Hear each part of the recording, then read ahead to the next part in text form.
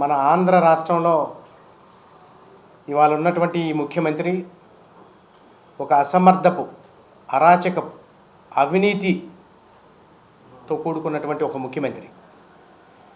ఈ ముఖ్యమంత్రి తన యొక్క అసమర్థ పరిపాలనని ప్రజల్ని డైవర్ట్ చేసే దానిలో భాగంగా ప్రతి ఒక్క రాష్ట్రంలో ఉన్నటువంటి ప్రతి ఒక్క వ్యక్తి మీద కూడా వారు దాడులు చేపిస్తూ ఉన్నటువంటి పరిస్థితి మనం చూసినట్లయితే ఇవాళ ఆంధ్ర రాష్ట్రంలో అంగన్వాడీ కార్యకర్తల దగ్గర నుంచి మొదలు పెడితే కార్మికుల దగ్గర నుంచి మొదలు పెడితే ఆశా వర్కర్సు, అదేవిధంగా సమగ్ర శిక్ష అభియానికి సంబంధించినటువంటి వర్కర్లు, పారిశుద్ధ్య కార్మికులు, రైతులు, అదేవిధంగా ఉద్యోగస్తులు అందరూ కూడా ధర్నాల కోసం రోడ్ల మీదకి వచ్చేటటువంటి దుస్థితి తీసుకొచ్చినటువంటి ముఖ్యమంత్రి.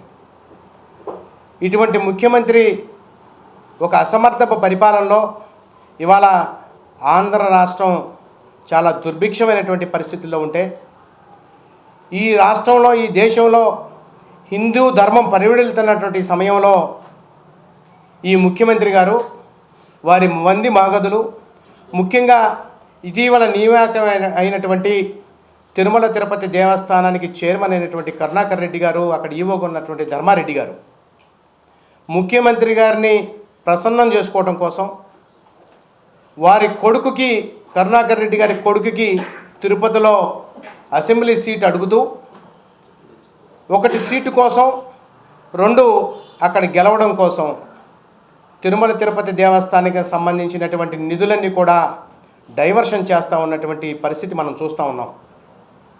అదేవిధంగా నిన్నగాక మొన్న చూసాం, తిరుమల తిరుపతి దేవస్థానానికి సంబంధించినటువంటి ఉద్యోగస్తులు ఎవరైతే ఉన్నారో వారికి ఇళ్ల స్థలాలని పంపిణీ చేస్తామని చెబుతూ, సాక్షాత్తు ఏడుకొండలవాడు మనందరికీ కూడా ఆరాధ్య దైవం, సుప్రీం అయినటువంటి ఏడుకొండల తిరుమలేశ్వరుడికి సంబంధించినటువంటి పట్టాల మీద, వారు ఇచ్చేటటువంటి డాక్యుమెంట్స్ మీద ఈ కక్కుర్తి ముఖ్యమంత్రి దాని మీద కూడా వెంకటేశ్వర స్వామికితో సమానంగా తన ఫోటో కూడా వేయించుకున్నాడు. అంటే ఈ ముఖ్యమంత్రి యొక్క ఆలోచన, అహంభావం, అహంకారం ఏ స్థాయికి చేరిందో ఈ రాష్ట్ర ప్రజలందరూ కూడా గమనించాలి. హిందూ ద్రోహిగా ఉన్నటువంటి ఈ ముఖ్యమంత్రి రాబోయేటటువంటి రోజుల్లో తిరుమల తిరుపతి దేవస్థానాన్ని ప్రక్షాళన చేయవలసినటువంటి అవసరం ఉన్నటువంటి ఈ పరిస్థితిలో భారతీయ జనతా పార్టీ ఏదైతే వీరు ఫోటోలు వేయించుకున్నారో దాన్ని తీవ్రంగా ఖండిస్తూ ఉంది. మనం చూసినట్లయితే ఎంప్లాయీస్కి సంబంధించినటువంటి హౌసింగ్ ప్లాట్లకి ఏ రకంగా ఇక్కడ దేవస్థానానికి సంబంధించినటువంటి వెంకటేశ్వర స్వామి యొక్క ఫోటోగ్రాఫ్ ఉంటే ఈ పక్కన ఆయన ఫోటో వేయించుకున్నటువంటి పరిస్థితి మనం చూస్తూ ఉన్నాం.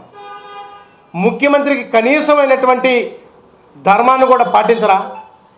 నీ మతం ఏదైనా, నీ కులం ఏదైనా, నీ ప్రాంతం ఏదైనా, తిరుమల తిరుపతి దేవస్థానం అత్యంత పవిత్రమైనటువంటిది అన్న విషయం మీకు తెలియదా అని చెప్పి ముఖ్యమంత్రిని ప్రశ్నిస్తూ ఉన్నాం.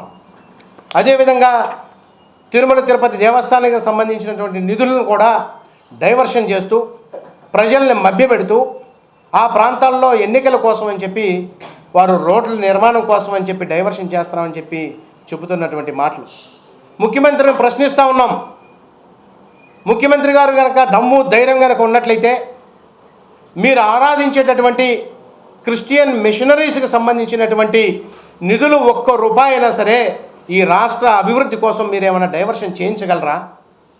వక్ఫ్ బోర్డుకి సంబంధించినటువంటి నిధుల్ని ఒక్క నయా పైసా అయినా సరే మీరు డైవర్షన్ చేసి ఈ రాష్ట్ర అభివృద్ధిలో భాగస్వామ్యం చేయగలరా అని చెప్పి భారతీయ జనతా పార్టీ ప్రశ్నిస్తూ ఉంది. ఇవాళ ముఖ్యమంత్రి గారిని అడుగుతూ ఉన్నాం, మీరు నిరంతరం కూడా నా రాష్ట్ర ప్రజలు, నా ఎస్సీలు, నా బీసీలు, నా దళితులు అని చెప్పేటటువంటి మీరు, వీరందరూ కూడా వెంకటేశ్వర స్వామి భక్తులని చెప్పి సంగతి మీకు తెలీదా అని చెప్పి ముఖ్యమంత్రి గారిని ప్రశ్నిస్తూ ఉన్నాం.